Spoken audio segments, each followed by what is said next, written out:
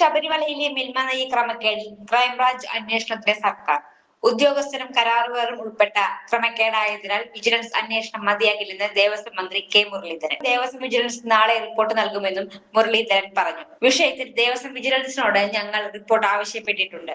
അത് നാളത്തോടെ ഞങ്ങൾക്ക് ലഭിക്കും. അതിനുശേഷം ക്രൈംബ്രാഞ്ചിന് അന്വേഷണം ഏൽപ്പിക്കും. കാരണം ഇത് ദേവസ്വം ബോർഡ് ജീവനക്കാരും അതിൽ ഇടനിലക്കാരായിട്ടുണ്ട്. അങ്ങനെ വരുമ്പോൾ വിജിലൻസ് മാത്രം അന്വേഷിച്ചാൽ ഫലപ്രദമാകില്ല. ക്രൈംബ്രാഞ്ച് തന്നെ അന്വേഷിക്കണം. അതാണ് ദേവസ്വം വകുപ്പിന്റെ നിലപാട്. റിപ്പോർട്ട് കിട്ടിയതിനു ശേഷം ക്രൈംബ്രാഞ്ചിന്റെ സ്പെഷ്യൽ ടീം അന്വേഷിക്കണമെന്ന് ഞങ്ങൾ ആഭ്യന്തരമന്ത്രിക്ക് കത്ത് കൊടുക്കും, അദ്ദേഹം പറഞ്ഞു. News desk any time news.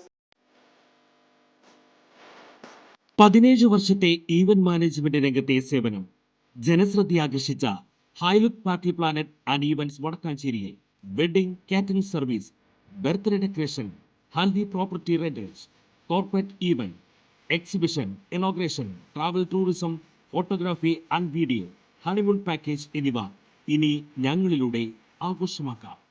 ഹൈലുക്ക് party planet and events, Josons ബിഡേ, near Saint Francis church, Vadakkanchery, Thrissur.